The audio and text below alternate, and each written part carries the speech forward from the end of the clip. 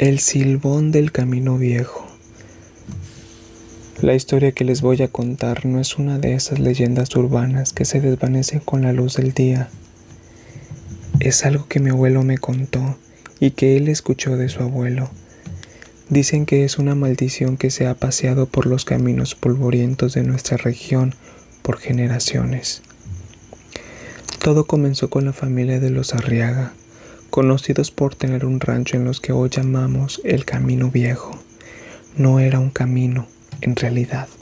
Era un sendero estrecho y flanqueado por cipreses retorcidos que parecían manos esqueléticas.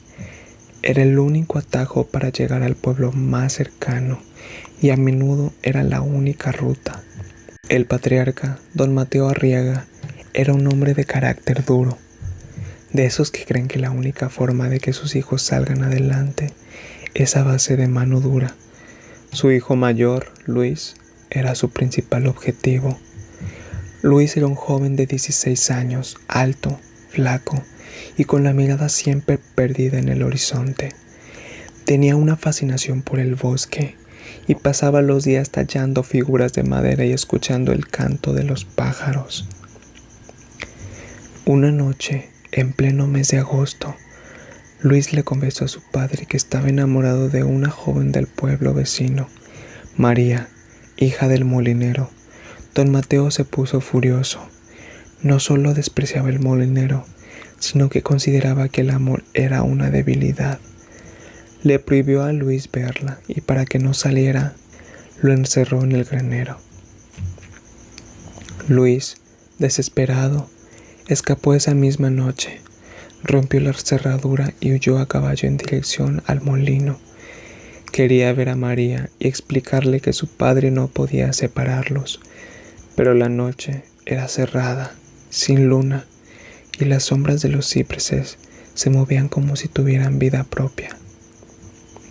A mitad del camino escuchó algo.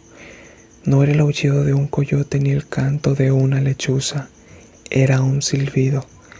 No era una melodía, sino un sonido agudo y discordante que perforaba el silencio de la noche, un silbido tan fino, tan delicado, que parecía estar justo detrás de su oreja, a pesar de que el sonido parecía venir de lejos. Luis se detuvo. El caballo relinchó, nervioso. El silbido se hizo más fuerte. Ahora sonaba como si viniera de lejos, pero al mismo tiempo, el joven sentía que el aliento gélido del silbido le tocaba la nuca.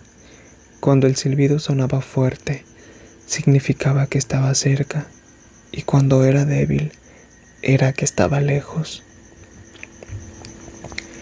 Luis sabía de qué trataba. Era el silbón, la leyenda que le contaba su abuela para asustarlo cuando era niño. La historia de una entidad que se manifiesta en los caminos solitarios, persiguiendo a los incautos con su silbido errante.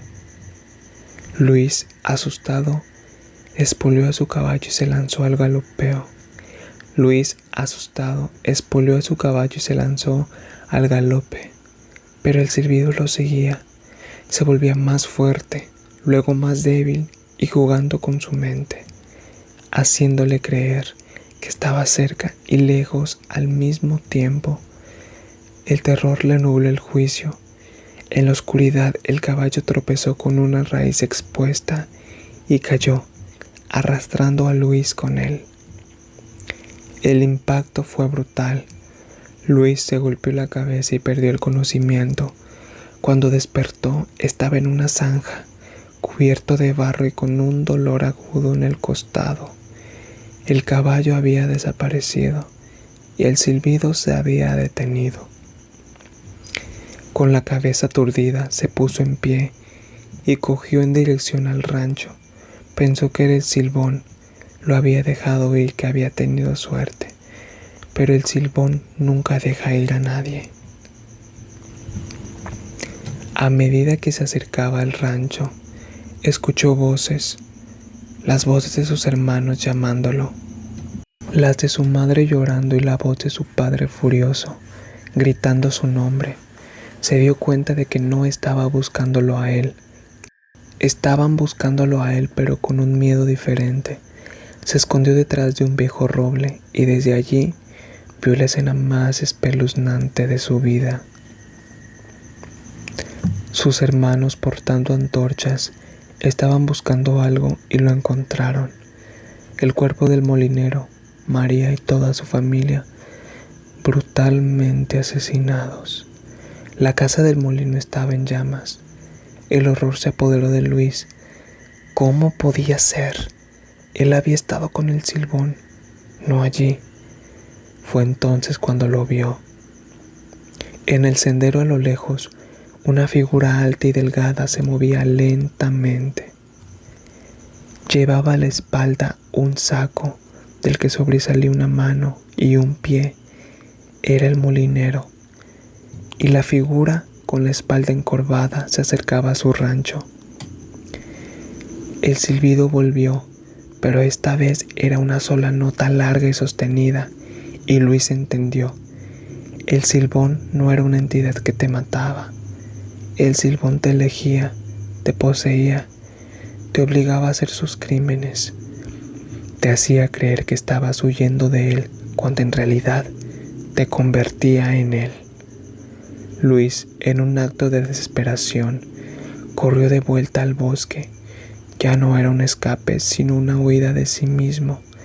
Se internó en las sombras, en lo profundo del silencio, lejos del rancho y lejos de que se había convertido.